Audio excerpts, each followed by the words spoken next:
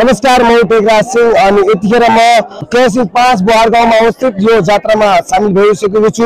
एकैछिनपछि यहाँ तपाईले थाहा लाग्यो यो सस्पेन्समा बनेको छ कि आफै हिँड्ने जात यो मान्छेले कमेन्ट गरिरहेका थिए, तर म आज तपाईलाई प्रुफ साथ देखाउन चाहन्छु किनकि यो जात बनेको हाम्रो केसी 5 बुहार गाउँमा यो आफै हिँड्ने जात हो। यहाँ सम्पूर्ण जातहरू हुन्छन्। यहाँ जाति जातीय डोटी जिल्लामा भनेको तपाईको जात्रा भनेको जात हुने हो, तर मेन भनेको हाम्रो बुहार गाउँमा अवस्थित यो जात नै हाम्रो मेन यो विशेषता हो। यहाँ जात भइरहेको छ, सम्पूर्ण यहाँ मान्छेहरू आइरहेका छन्, देश विदेशबाट पनि आइरहेका छन्। यहाँका दिपालदेखि लिएर तपाईको केदार उता फुर्सिल उता जति पनि डोटीका मान्छेहरू यो हाम्रो जात्रा हेर्न आइरहेका छन्। यति बेला म यो भिजुअल तपाईलाई देखाइरहेको छु अनि यो जात भनेको हाम्रो यहाँको मेन विशेषता हो। यति बेला तपाई यो भिजुअल देख्नु भएको छ अनि कति राम्रोसँग यसलाई क्लियरली एकदम क्लियरली यसलाई तक देख्नु भएको छ।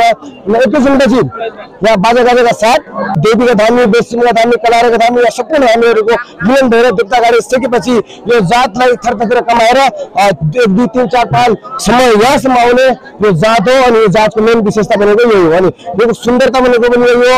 यहाँ सम्पूर्ण मान्छेहरू आइरहेका छन् अनि मलाई धेरै खुसी लाग्यो आज कि यहाँ मान्छेहरू हाम्रो जात हेर्न आउँछन्।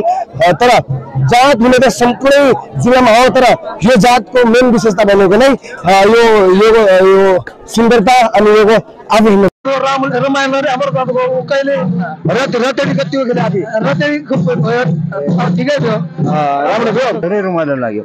कतिको रमाइलो लाग्यो? धेरै रमाइलो लाग्यो। सबभन्दा उहाँको भनाइ पनि त्यही हो।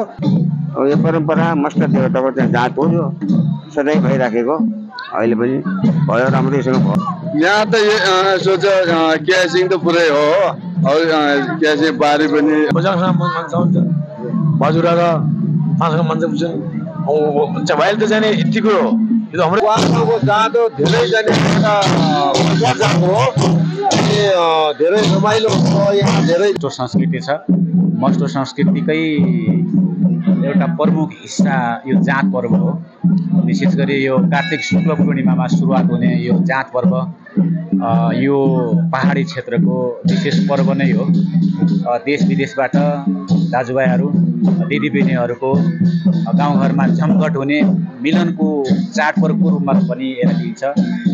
नेपालमा दसैँ जसरी मनाइन्छ त्योभन्दा पनि बढी उल्लासका साथ यो पर्वलाई यो क्षेत्रमा विशेष गरी डोटी क्षेत्र, कर्णाली क्षेत्र, सेती महाकालीमा जात पर्वलाई दसैँभन्दा पनि बढी महत्त्वको साथ हेर्ने गरिन्छ र बढी महत्त्वको साथ मनाउने गरिन्छ।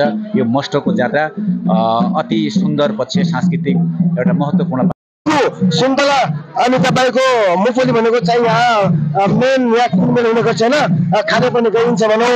एक किसिमले यहाँको सुन्तला चाहिँ यस्तो सिन भनेको यति तपाईँ देख्न चाहन्छु भने देख्नुहोस् है। यो जात अहिले आखिरी सिचुएसनमा छ, हाम्रो जात अहिले फिनिस भइसक्यो। त्यसपछि तपाईको अहिले ढोक्ने जात है हाम्रो जात चलन छ, हाम्रो क्यासिङ 5 को बुहार गाउँको एउटा चलन छ। अब जात एन्डिङ गरिसकेपछि यहाँ ढोक्ने चलन छ। ढोक्नेको आशीर्वाद